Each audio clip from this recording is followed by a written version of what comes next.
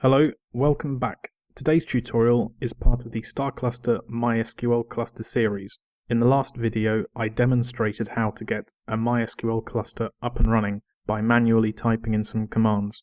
Typing in commands can get a bit tedious, so I'm going to take this opportunity to show you how to create a StarCluster plugin to automate the install. You can apply everything you see in this tutorial to writing other types of plugins.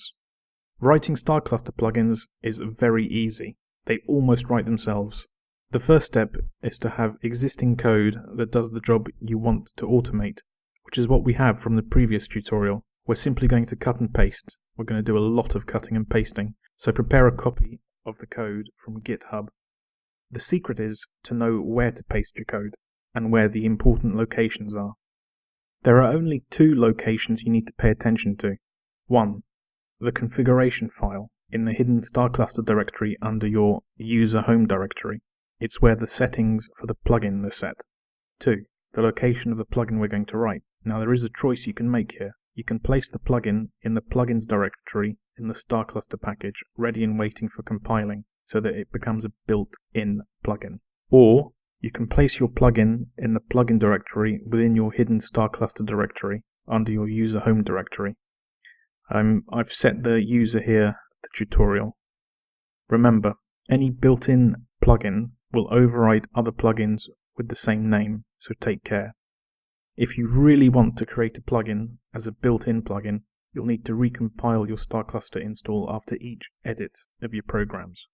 The procedure is to first remove the currently installed version of StarCluster, then compile StarCluster using setup.py, which is located in the StarCluster package directory.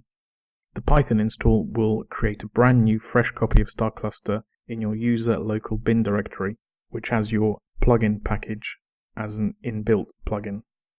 You can otherwise just place your plugin in the previous location to skip this step. I'm going to start by modifying the StarCluster config file. Open your file, find the cluster template for your StarCluster. Here you can see that mine is called a small cluster template. You need to add a plugin statement and name your plugin. I've chosen to name my plugin Simple MySQL Cluster. Now, whenever a small cluster is launched, it will look for and run the plugin Simple MySQL Cluster. Next, find the Configuring StarCluster plugin section. This is where we are going to define some properties of our Simple MySQL Cluster plugin. The plugin configuration name must match the same name we used above to call it. We define the setup class. Simple MySQL is the name of the Python class file. You can see here that I've already created a file in the plugin directory. The end of this string is called Simple MySQL Cluster. This is the class name, as you can see here. A MySQL cluster has a property called number of replicas. I won't go over what this property does here, but it must be set to either 1 or 2. You might already know what numReplicas does. Next, we define the number of data and SQL nodes our clusters have. The total number of nodes here, plus the master node, must equal the total number of StarCluster nodes, which is set to 3 in this example. I'm also going to add a user to the MySQL cluster. Of course, what's the point in setting up a MySQL cluster if you can't access the database from another machine? This is all you need to do in the configuration file. You can browse around inside and spot many other plugins if you want to do that. Let's take a look at our plugin Python file. We first import the default cluster setup from StarCluster. A plugin is just a derived Python class from the base class cluster setup. If you want to look at what methods are available for inheritance or for overriding, you can find the base class at this location. It's a useful thing to do. Have a browse. When StarCluster is setting up a new cluster, you see on-screen messages updating the progress. Well, this is the log class. I'm importing that too. It will be useful to output messages for debugging and other useful information. Here is the location of the log class. Here is the name of our class. It's the same name we referenced in our cluster configuration file earlier. Make sure these are the same names. So, what's the general structure of a Python class? First, we have the class constructor in it. It initializes the class. Ignore the method arguments for now. I'll go over them in just a moment. Next, we need a run method to implement the intended function of the class. And finally, we have the member methods that help get the job done. This could be the easiest code you've written in a while. Each of these methods represent an action that we have already gone over in the last tutorial. For example, here is a method named purge MySQL. Remember, we needed to purge MySQL installs on every single node last time. Well, all we are going to do later is cut and paste the code we've already written here. I'm going to add one extra method at the very beginning, one that carries out some initial checks. For example, I intend to check that the correct number of nodes have been requested, amongst other things. If a user makes a configuration error, this method will return some useful error messages so that the user can take the proper action to make the corrections. The method could also automatically correct any simple errors the user makes. Let's revisit the constructor method in it. So, where do all these arguments come from? Well, they mirror the information stated in the plugin configuration. We're taking the configuration data and setting it to variables which are global to the simple MySQL cluster class. And all the member methods of the class can access these variables. That's all you need to know about the constructor. Let's get straight down to some cutting and pasting. I filled in all of the methods. Here's the get MySQL cluster package, and it does exactly what its name says. We just cut and paste the commands we wrote in the previous tutorial. We initiate a SSH connection to whatever node we've passed in to this method, and then we execute the command on that node. Simple. We also add a message to the log to say, hey, hello, we've accomplished this. We follow the same procedure again and again. Here's the purge MySQL method. Here's the method for installing the libaio. Here's the method for creating the MySQL users. Again and again, it's just cutting and pasting, and in no time, your member methods are ready to be called by the class run method. There is one exception, the method that generates the config file for the master management node. A couple of the config sections will remain pretty much the same. It's the config sections for the data and SQL nodes we need to worry about. Remember, in the config, we need a section for each node. So, all we do is loop through the number of nodes, substituting the alias names of the nodes. The alias names are the names node 001, node 002, and so on. I'll show you where the alias lists are later. Once we've constructed the configuration sections, we just use the Python string substitution to complete the configuration file. Then we carry on as before, cutting and pasting. Here you can see the start management node method. Here are the config files for the data nodes and SQL nodes. They're static, so we don't need to do any looping here, we just write them. I'm going to keep scrolling through. Keep an eye out. It's all the code that you've seen before.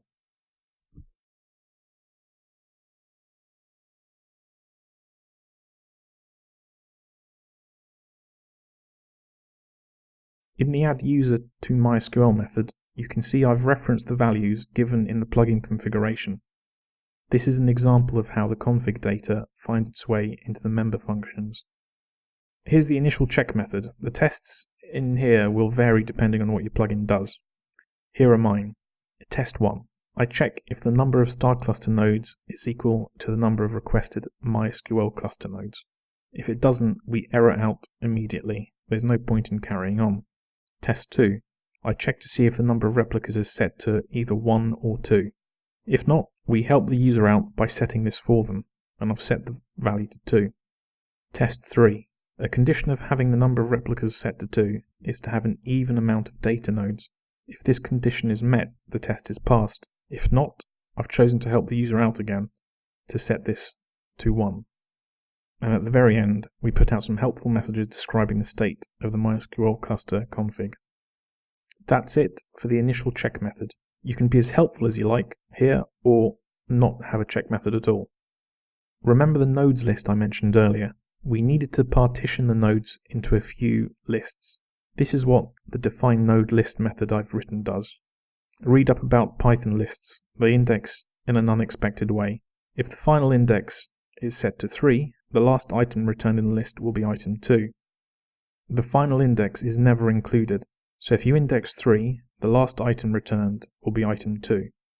Node 0 is the master node, so we don't include it here. The partition of nodes doesn't exist as MySQL and data nodes. What we're really doing in this method is just assigning nodes an identity according to the definitions in our cluster plugin configuration. Once we've partitioned the nodes, we can go on to extract useful data. In this case, we want the alias property from each node. We just loop through all the nodes in each list, picking out the alias names. Finally, we create the run method. This is where you will need to do a little bit of programming, but not much. All you really are doing here is just calling the methods in the order that the code in the previous tutorial was executed, so it's quite easy really. The run method starts with an entry to the log, a friendly hello to say that the plugin is beginning its install. You'll see the message in the StarCluster startup messages. Start by calling the initial checks method, then define what jobs each StarCluster node will take on. I've put in comments the lists that will be available straight after the call to the method. We're going to loop through all the nodes to run a common required task, the task purge MySQL. The methods install_lib and the MySQL user group creation method should only be run on the nodes we assigned as data and MySQL nodes, not the master node. So in the for loop, we just join those two lists. I'm going to continue going over the rest of the run method. If you're feeling confident enough that you can write this yourself, you can fast forward to the test and running part of the video. The get MySQL cluster package retrieves the MySQL cluster package, and remember that this must be done on all nodes. The copy management node script method extracts the scripts the master node needs from the MySQL cluster package we just retrieved above. It copies them to the correct directory on the master node. Copy data node script does the same thing for the data nodes, so we only call it on the data nodes. We only state the data nodes list here. Copy SQL node script does the same.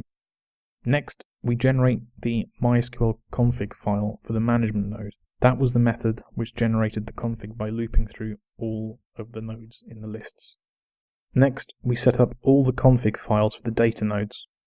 We then do the same for the SQL nodes, but we also have some extra tasks to do on the SQL nodes, updating the app armor, installing the database, and we call the methods here to do this. All that's left to do now is to start the MySQL cluster, and to do this, we need to start the nodes up in the correct order. First, we start the master node. Then we start all the data nodes. And finally the SQL nodes. With the cluster up and running, the final task is to add a MySQL user that can access and use the database cluster. I'm going to run through installing the plugin as a built-in plugin. I'm already in the StarCluster directory, and here's a refresher of the steps I'm about to take. Okay. Step 1. I'm removing the installed StarCluster. Step 2. Run the StarCluster Python setup file. That's it. The plugin is now ready to be used as part of StarCluster. One reminder. Before you start up StarCluster, remember to make sure you've opened up the permissions for MySQL to access the cluster. We went over this in the last tutorial. For convenience, I'm displaying the settings again here. Make sure that you edit the config file and state you want your cluster to have the MySQL permission. These are the current entries in the config file. We're going to start a 3-node cluster network with the simple MySQL cluster plugin. The MySQL cluster plugin will have one master node, one data node, and one SQL node. It will also have a user, some user added, identified by some password. I'm going to launch the cluster, and I'm going to name it test cluster.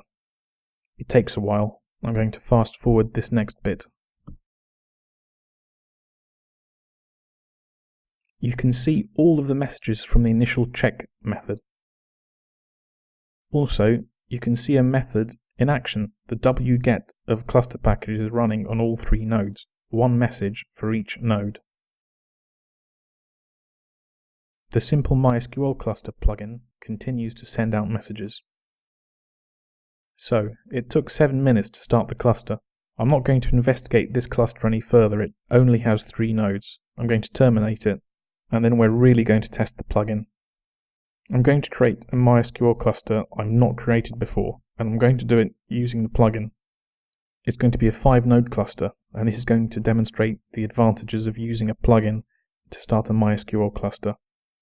Open up your config file, set the StarCluster size to 5, find the MySQL cluster plugin and set the number of data nodes to 2 and SQL nodes to 2. And as before, just start the test cluster again. Here you can see we're launching a 5-node cluster. The MySQL port 3306 is being opened as we requested. The plugin continues to push out log messages. Here you can see that the generation of the node list is currently being carried out. 5 wget messages are displayed, 1 for each node.